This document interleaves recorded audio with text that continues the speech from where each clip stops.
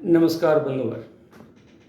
आज मन में ये था कि बहुत दिनों से सोच रहा था कि अपने धर्म सनातन धर्म के विषय में कुछ आप लोगों को बताऊं, जिसके कुछ ऐसे रहस्य हैं जो हम लोग जानते तो हैं, लेकिन नैतिक जीवन में अपने जीवन में इसे उतारने के लिए आज के युग में बहुत ही नितांत आवश्यक है।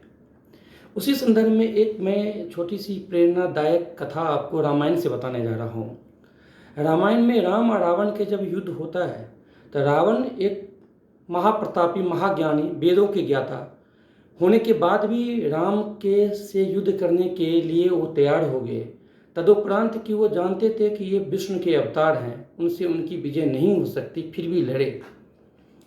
तो लड़ने के माध्यम में उस जो उनकी जो युद्ध की जो परिस्थिति बनी, जिस तरह से रणभूमि में एक दूसरे के सामने में पूरी कथा के अनुसार हुआ, जब एक दूसरे के सामने फेस टू फेस होते हैं तो रावण राम के युद्ध के प्रथम जो दृश्य होती है वो बड़ा ही ज्ञानवर्धक दृश्य था। उस दृश्य में राम रावण को देखते हैं और रावण मन ही मन राम को प्रणाम करता है।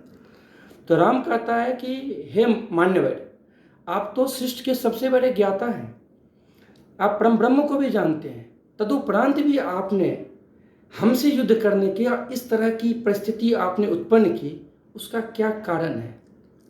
क्योंकि तो रावण ने कहा कि हे राम, हे मान्यवर, मुझे मोक्ष की प्राप्ति चाहिए थी और मोक्ष की प्राप्ति के लिए ही हमने इस तरह के जो हमने अपराध की है वो परिस्थिति बनाई है, इसलिए कि हमारी पूरी जो परिवार है, फैमिली है, उसकी सबकी जो है उद्धार हो सके। तो राम कहते हैं कि हे रावण, हे मान्यवर, आप तो ये चीज़ हमसे मित्रवत संबंध बनाने के उपरांत भी प्राप्त कर सकते थे, इसके लिए ये परिस्थिति बनाने की क्या जरूरत थी? अगर आप मेरे दोस्त बन जाते तब भी आपकी उद्धार हो जाती। तो कहा कि हे राम, आप ज्ञान के महासागर हो और मैं भी एक ज्ञानी आदमी हूँ, अब मुझे ज्ञान नहीं चाहिए।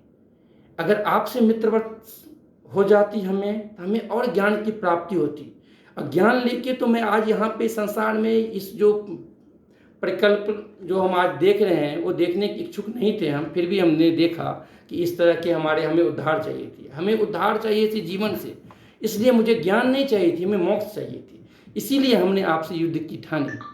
तो ये एक प्रेरणादायक कथा ये है कि कितने भी ज्ञानी आदमी क्यों न हो, जो किसी भी कंसर्न या कोई भी धर्म का अनुपालन करता हो, उसे अपनी निष्ठा, अपने जो भी धर्म के पालन करते हैं उसके प्रति हमेशा कर्तव्य निष्ठ होना चाहिए, धर्म के प्रति आस्था होनी चाहिए और सबों की सद्भावना, सभी की भलाई हो, ये परिकल्पना करनी चाहिए। इसके साथ आज का प्रसंग यह समाप्त हुआ।